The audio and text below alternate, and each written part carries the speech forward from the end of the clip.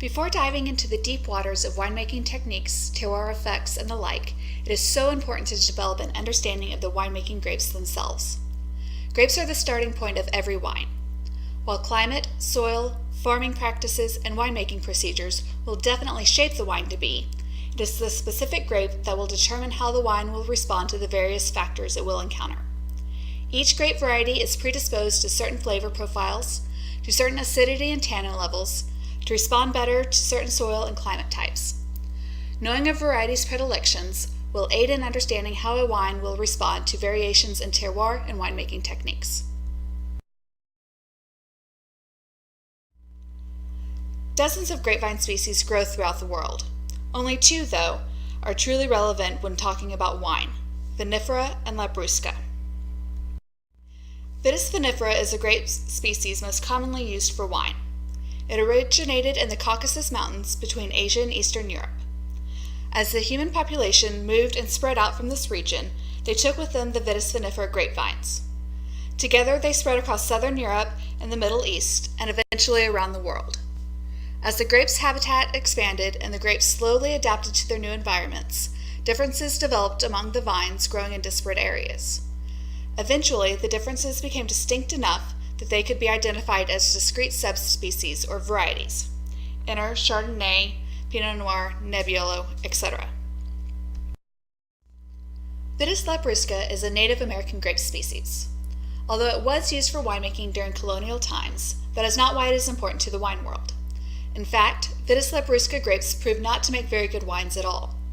The wines were very high in acidity with an off-putting foxy sort of flavor. The saving grace of Vitis labrusca is that it is naturally resistant to the devastating root louse phylloxera. It is actually due to this amazing trait that we have the wine world we do today.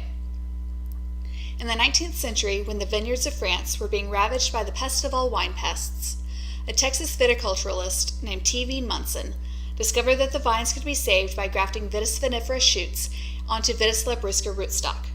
Thus, Vitis labrusca and Texas saved wine.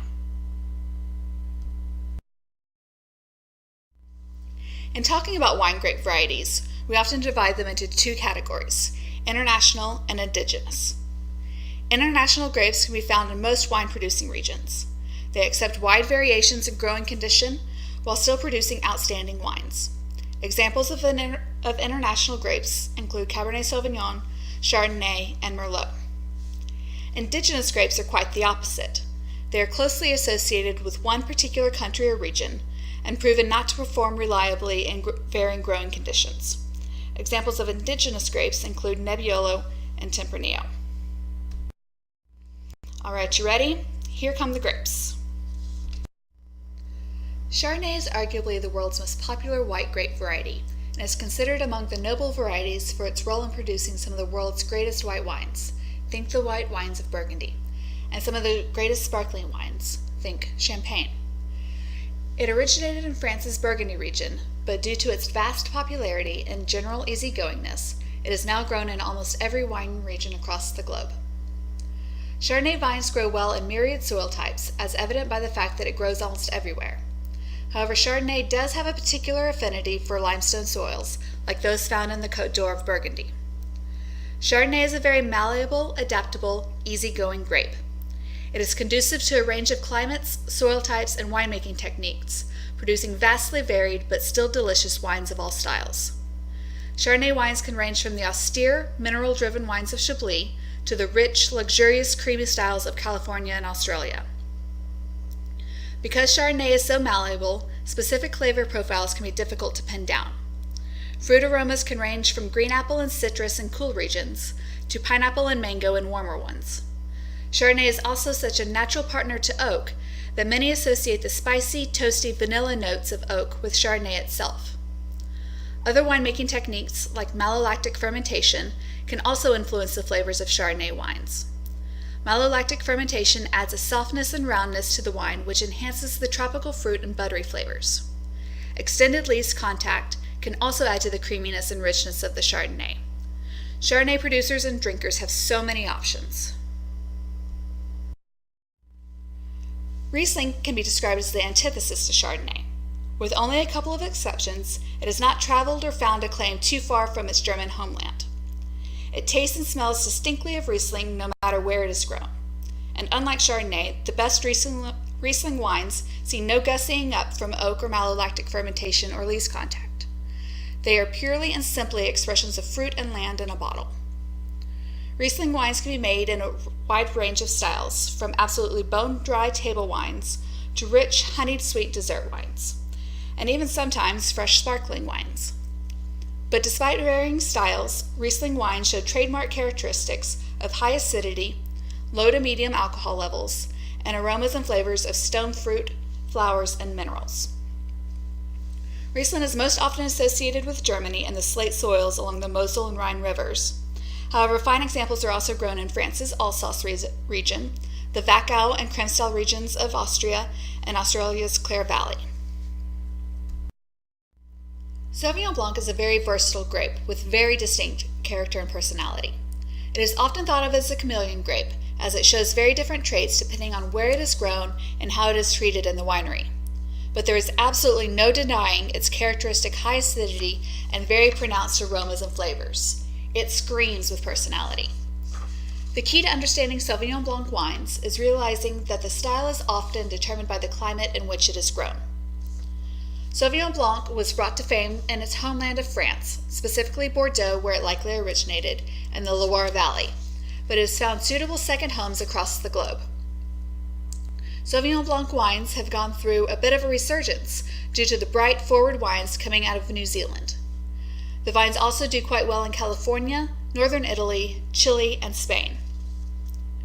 From cooler growing regions, Sauvignon Blanc wines tend to be lean, crisp, highly acidic, and more mineral-driven than fruit-driven. The wines are typically made with 100% Sauvignon Blanc grapes, see little to no oak in either fermentation or aging, and get very little manipulation in the winery. The wines are pure, clean, and straightforward. Characteristic aromas and flavors are citrus zest, green apple, capsicum, herbs, grass, and gunflint. From warmer regions like Bordeaux, California, and Spain, the approach and results are a bit different. Due to blending, often with Semillon, oak treatment, and malolactic fermentation, the wines tend to be softer, more lush, and more forward with fruit flavors. Typically, aromas and flavors include mango, pineapple, melon, fig, peach, and sometimes even asparagus. Amazing dessert wines also come from the warmer regions, specifically Sauternes and Bordeaux. These wines are generally blended with Semillon and Muscadel and are affected by botrytis to give it a lush, honeyed quality.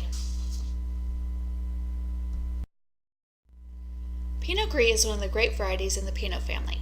Pinot Gris, or Grigio in Italian, means gray Pinot and is named for its gray-pink skins. The Alsace region of France and areas in northeastern Italy are the most important growing regions for Pinot Gris. From Alsace, the wines tend to be medium to full-bodied, with flavors and aromas of apples, pears, almonds, and spice.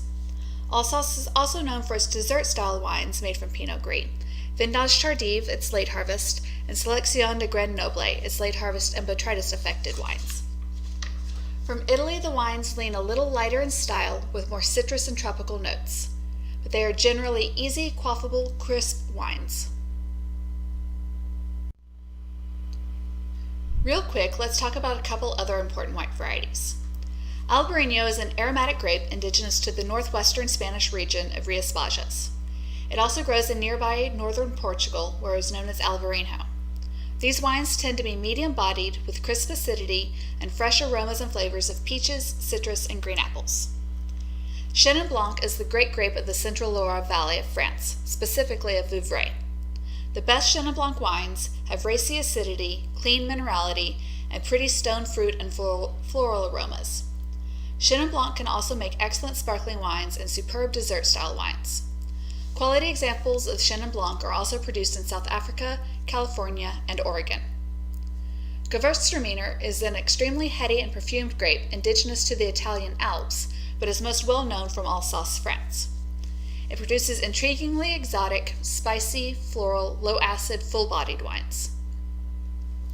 Grüner Veltliner, the national grape of Austria, boasts complex aromas and flavors of herbs, vegetables, spice, and minerality. It typically has a rich texture and body. Muscat is an ancient grape variety found in nearly every wine-growing region. It is an intensely aromatic grape generally used to produce sweet wines with pretty floral aromas like Moscato d'Asti of Italy and dessert wines of southern France, Italy, and Australia. Semillon is Sauvignon Blanc's traditional blending partner. Semillon wines tend to be lower in acidity and a little fuller in body with slightly herbal notes. It is the primary grape of Sauternes. Viognier is indigenous to the Rhone Valley of France. This grape is known to produce rich, viscous, full-bodied, low acidity, highly perfumed wines. Outside of the Rhone Valley, Viognier is also grown in other areas of southern France, California, and South America. Let's talk about some red grapes.